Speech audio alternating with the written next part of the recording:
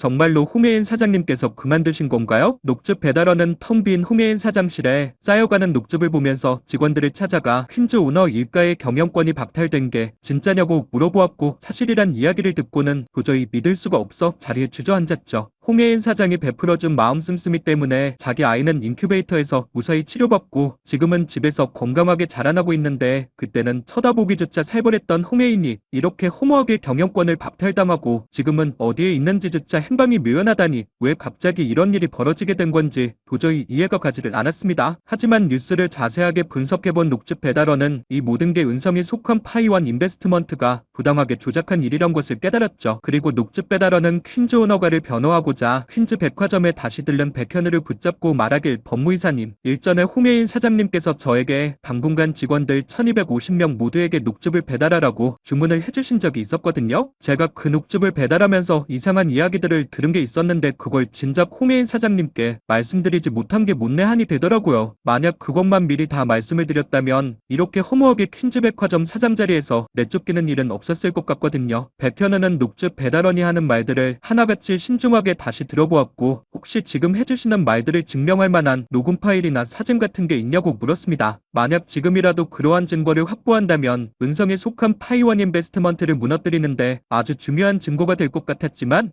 너무나 당연하게도 녹즙 배달원이 그런 증거를 갖고 일리가 만무하였죠. 그렇기에 백현우와 녹즙 배달원은 증거 없는 정황만 알고 있다는 사실에 침통해하다가, 그렇다면 지금이라도 그 사실을 증명하기 위해 몰래카메라를 설치하자고 의견을 모으게 되었습니다. 그러던 중 갑자기 자기 방으로 배달오는 녹즙을 보고 기분이 찝찝해진 은성이 앞으로 녹즙 배달 중지하라고 지시하자, 당황한 녹즙 배달원이 비서의 만류에도 불구하고 은성의 사무실 문을 열고 들어가서 홍혜인의 이름을 거론하기 시작했죠. 녹즙 배달원으로부터 홍혜인의 이름을 들은 은성은 배달원과 할 이야기가 있으니 내쫓지 말고 그대로 두라고 말했어요. 녹즙 배달원이 담담하게 말을 하길, 홍혜인 사장님께서 직원들의 건강을 위해 특별히 본인께서 직접 녹즙을 주문하셨어요. 설사 녹즙을 안 먹는다는 직원이 있다면 무조건 설득해서 먹게 하라 하셨기 때문에 저는 녹즙 배달을 중지할 수가 없습니다. 은성은 자기의 첫사랑이자 자기가 그토록 갖고 싶었던 혜인이 직접 주문해서 배달이 오는 녹즙이라니 왠지 더 특별하게 느껴졌고, 그렇다면 계속 배달을 하려고 지시했어요. 그리고 그동안은 먹지 않고 버리던 녹즙을 혜인을 생각하며 꾸준히 먹기 시작했죠. 녹즙 배달원은 은성의 사무실에 이미 몰래카메라를 설치해 놓은 다음이었기에 만약 은성의 방에 녹즙 배달을 못하게 된다면 몰래카메라를 수거할 방법이 없어지므로 필사적으로 혜인의 이름까지 거론하면서 배달을 중지할 수 없다고 매달린 건데요. 녹즙 배달원이 한 일은 이것뿐만이 아니었어요. 백현우는 비장한 목소리로 배달원에게 말하길, 퀸즈 오너가가 일거에 무너지게 된 이유는 모든 행동을 도취할 당했기 때문입니다. 그들은 퀸즈 오너 일가의 모든 말과 행동을 샅샅이 살펴보고 있었어요. 이번에는 그들이 했던 행동 그대로 제가 똑같은 방식으로 해줄 참입니다. 퀸즈그룹과 파이어 인베스트먼트사의 모든 사무실에 몰래카메라를 설치할 거예요. 백현우는 그동안 법의 테두리 안에서만 살아왔지만 이번만큼은 자신도 그들과 똑같은 방식으로 법의 테두리 바깥에서 싸워보겠다 다짐했죠. 그리고 백현우의 강한 의지를 엿본 배달원은 자신 또한 위험을 무릅쓰고 혜인을 돕기로 했어요. 법무이사님, 홍혜인 사장님께서는 인큐베이터에서 죽을 뻔한 저희 아기를 살려주신 생명의 은인과도 다름없어요. 그런 제가 사장님을 위해 뭘 못하겠습니까? 홍혜인은 퀸즈 사장으로 재직하던 시절 개념 있는 CEO로 직원들의 마음을 샀고, 그러한 태도는 용드리에서도 계속되면서 홍수철과의 차이를 보였습니다. 어렸을 적부터 귀하게 자라느라고 인라인 스케이트, 자전거, 키 한 번 못타고 매해 산삼까지 구해서 먹었던 홍수철은 초박한 시골 생활에 적응하지 못하고 매사 불평불만을 털어놓고 있었습니다. 백현우 가족들과 함께 식사를 할 때면 매번 위생 상태를 염려하는 모습이었고, 주전자에 담겨 나온 보리차를 보면서 생수는 없냐고 후덜댈 정도였죠. 그러다 보니 홍혜인은 그 꼴을 봐줄 수가 없어서 홍수철의 뒤통수를 엄청 세게 때리면서 그냥 주전자 물쳐 마시라고 하면서 화를 내기도 했었습니다. 그러다 보니 백현우의 누나와 형인 백미성과 백현태는 홍혜인을 보면서 백현우를 좋아하는 마음이 아직 남아있어서 우리 시댁에 이렇게 호의적인가 싶어 혹시 그 어떤 하트 시그널이 다시 생기는 거 아니냐고 묻기도 했고, 백두관은 두 사람의 재결합을 염두에 둬도 되지 않을까 생각할 정도였었죠. 만일 두 사람이 다시 재결합을 하게 된다면 백현우가 결혼하기 전 홍혜인에게 내가 땡빚을 져도 아니 더 심한 걸 갚게 된다 해도 내가 너를 책임지고 싶다는 말이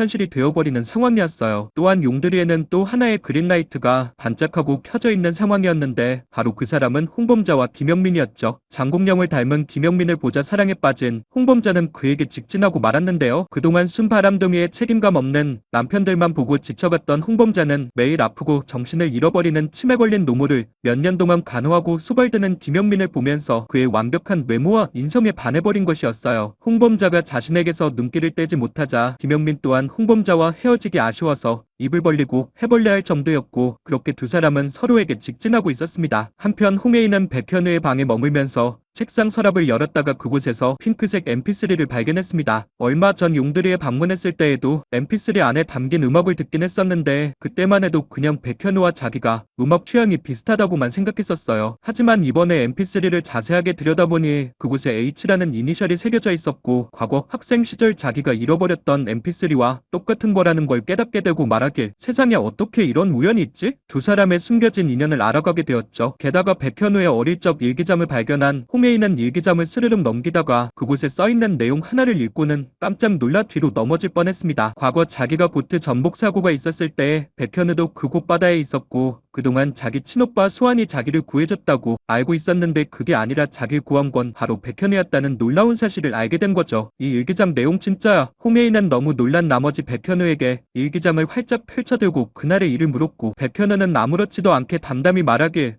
맞아. 그 여자 아이 얼굴은 기억 안 나지만 그런 일이 있었던 거는 맞아. 한 사람의 생명을 살리는 게 얼마나 보람 있는지 알게 된 사건이지. 그래서 내가 해병대 특수병호부대에 지원하게 된 거기도 하고 말이야. 홍혜인은 독일에서 사냥터에서 자신의 목숨을 구한 적 있던 백현우가 수십 년 전 바다에서도 자기를 구했다는 놀라운 사실을 용두리에 와서야 알게 됐고, 백현우 얘는 진짜 나 좋아하려고 태어난 남잔가? 두 사람의 운명을 생각하게 되었습니다. 홍혜인이 인턴으로 퀸즈 백화점에 근무할 때는 홍혜인을 가난하고 어려운 집에서 자란 일 못하고 옷도 할머니 거 입고 나오는 어려운 환경의 직원이라고 생각해서 만약 홍혜인에게 땡빚이 있다고 하더라도, 아니 그보다 더한 것이 있더라도 감당하겠다며 감동의 말을 한 적이 있었잖아요. 어쩌다 보니 그 말이 현실이 되어서 지금 모든 경영권을 잃고 기자들의 눈을 피해 시골 용두리에 와 있는 홍혜인을 책임지고 있으니 정말 백현우는 홍혜인 하나를 사랑하기 위해 태어난 남자가 아닐까 싶었던 것이죠. 한편 홍혜인은 사람들의 눈을 피해서 서울로 가서 퀸즈그룹을 구해낼 방법을 찾아내보고자 노력을 하였습니다. 일부러 검정 모자를 머리에 쓰고 변장까지 해서 퀸즈 백화점에 갔지만 단박에 홍혜인을 알아본 백현우는 그녀의 팔을 잡아 끌었어요. 퀸즈 백화점 밖에는 시민들이 모여서 퀸즈 리조트 투자가 불발되면서 제대로 토지 보상금도 받지 못했 다면서 사기 피해 투자자들 피눈물에 응답하라면서 토지 보상금을 지급하라는 농성과 함께 주가 조작으로 피해를 입었다면서 퀸즈그룹 오너 관한 먹튀하지 말고 보상하라면서 퀸즈그룹 사람들이 지나갈 때마다 날계란을 던지는 등 난리도 아니었거든요. 백현우는 홍혜인이 이러한 장면을 목격하고 또 한 번 크게 충격을 받지 않을까 싶어서 그녀의 팔을 세게 끌어당겼던 것이었죠. 홍혜인은 억울한 마음에 마음이 답답했어요. 저 사람들에게 이야기해주고 싶어. 우리 가족들도 당한 거라고. 우리가 일부러 속인 게 아니라고 말이야. 홍혜인은 백현우가 잠시 다른 데를 보는 사이 농성꾼들이 모여있는 퀸즈 백화점 앞으로 나갔습니다. 홍혜인이다. 홍혜인 사장이다. 시민들이 홍혜인에게 달려들려는 사이 백현우는 차를 가져와 홍혜인을 차에 태웠고 무사히 그곳을 빠져나올 수 있었습니다. 해명의 기회를 잃었다는 생각에 왠지 모르게 화가 치밀어 오르는 홍혜인은 우리 집이 어떻게 되건 말건 당신이랑 상관없는 일이라고 라면서 선을 긋는 모습을 보였고, 백현우는 자기가 생각해놓은 게 있다면서 그때까지 조금만 기다려달라고 했어요. 자기가 준비하고 있는 증거들이 증명만 된다면 은성이 했던 방식 그대로 복수할 거라면서요. 홍혜인은 화가 나 소리쳤습니다. 그럼 나는 뭘 하고 있으라고? 우리 회사가 이렇게 넘어가고 있는데 난 아무것도 하지 말고 숨어만 있으란 말이야? 그러자 백현우는 홍혜인의 손에 녹즙 배달원이 전한 녹즙을 쥐어줬습니다. 황당한 홍혜인이 이게 뭐냐고 묻자 백현우가 담담하고 따뜻한 어조로 말하길, 혜인이 너는 내가 아무것도 안 하는 것 같아? 넌 이미 너무 많은 걸 계속 해오고 있어. 라면서 창밖을 가리켰고 그곳에는 홍혜인을 기다리던 녹즙 배달원이 꼬박 고개 숙여 감사하다면서 인사를 했습니다. 혜인아, 왜 그동안 그렇게 좋은 일을 많이 했으면서 나한테 한 번도 이야기를 해주지 않았어? 그러자 머쓱해진 홍혜인이 말을 하길, 난 좋은 일을 하려고 했던 게 아니고 그냥 생산성과 효율성을 끌어올리려면 직원들의 건강이 중요하니까 라고 머쓱하게 말하자 백현우는 그런 홍혜인을 바라보면서 사랑스럽다며 피식 미소를 지어 보였습니다. 백현우의 미소가 무엇을 의미하는지 너무 잘 알고 있는 홍혜인은 자기를 위해 보이지 않는 곳에서 백현우와 함께 계속 노력하고 있어줄 녹즙 배달원의 모습이 훤히 그려졌고 너무나 고마운 마음이 들어 손 안에 든 녹즙을 더 소중히 꽉 쥐었답니다. 과연 백현우는 녹즙 배달원과 공조하여 은성 패거리들에게 시원하게 복수해줄 수 있을까요? 오늘 영상 재밌으셨다면 구독과 좋아요 부탁드려요.